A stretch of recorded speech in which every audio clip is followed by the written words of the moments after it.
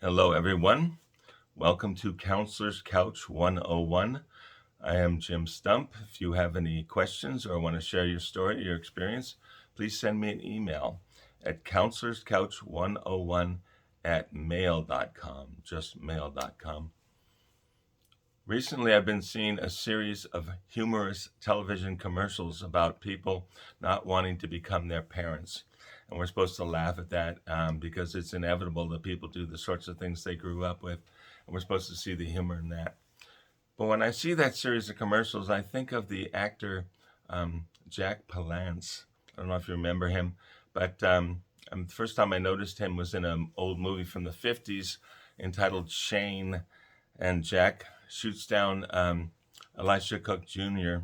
with a couple of six guns, right? And Elisha Cook is knocked like 10 feet through the mud. It's a really dramatic scene. I remember him from that.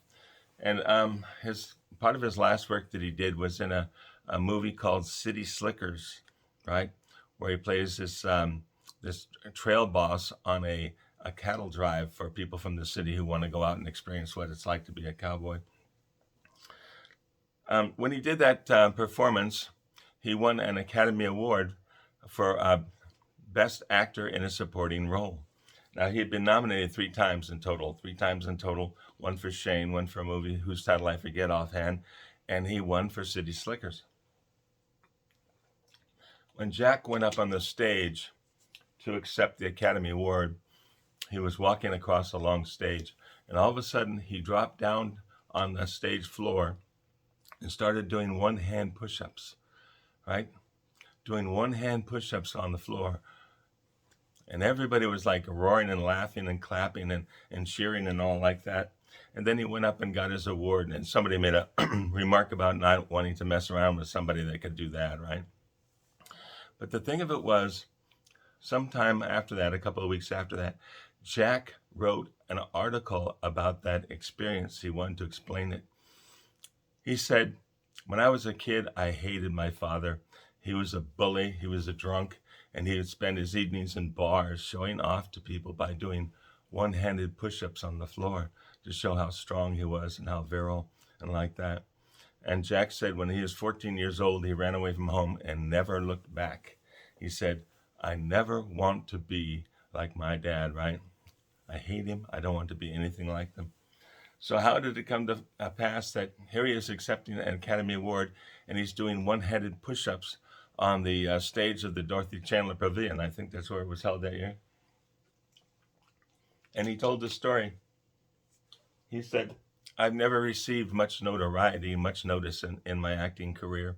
He'd been in many pictures and he had the lead role in a lot of B films and he did a lot of supporting work, but he never got much recognition for it, right? And he said, after all that time, because he was senior by the time he won this award, he said, after all that time, I'm walking across this stage and all these people are clapping and cheering. He said, I was so struck by all that. I'd never had such appreciation like that in my entire life. He said, before I knew what I was doing, I was down on the floor doing one-handed push-ups. He said, I was so embarrassed and ashamed. He said, what am I doing here? What is going on? Why did I do the thing that I told myself I would never do? I never wanted to be like my father.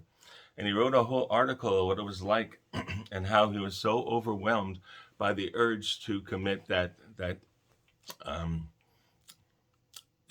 push-up routine that he had seen his father do so many times and that he hated so much. Well, it has to do with imprinting. When we are children and susceptible to ideas and so forth, and we're malleable and all that, these things come into our system and they get imprinted whether we want them to be imprinted or not.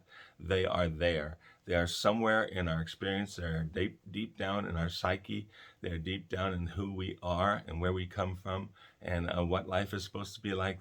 With all that emotion rushing through him, he just reverted back to being a little boy whose father would show his virility and his strength by doing one-handed push-ups, and he found himself doing the same thing. Like I say, he was extremely ashamed, embarrassed, but he wrote an article explaining all that and saying what happened. and talking about how hard it is to break away from the type of shaping we received when we were children. And it is very true. And that's what makes those commercials about not wanting to turn into their parents so funny, because it's so true. We can't run away from where we came from, right? What they say, you can take the girl out of the country, but you can't take the country out of the girl. Well, we can't take the one-handed bullying push-ups out of the man. And by the way, he hadn't seen his father in 60 years, and it amazed him that it all came rushing back in that moment. But that's what happens.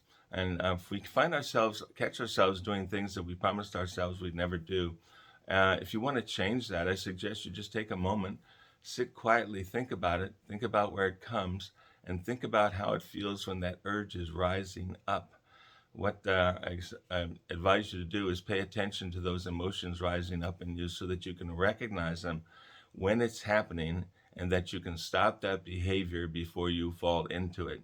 It's too easy to lash out in old ways that we have learned when we're in times of stress or anxiety. So when you feel those types of feelings, take a deep breath, calm down, and think about it, where it's coming from. Try to recognize those sensations in your body so that you won't do them again.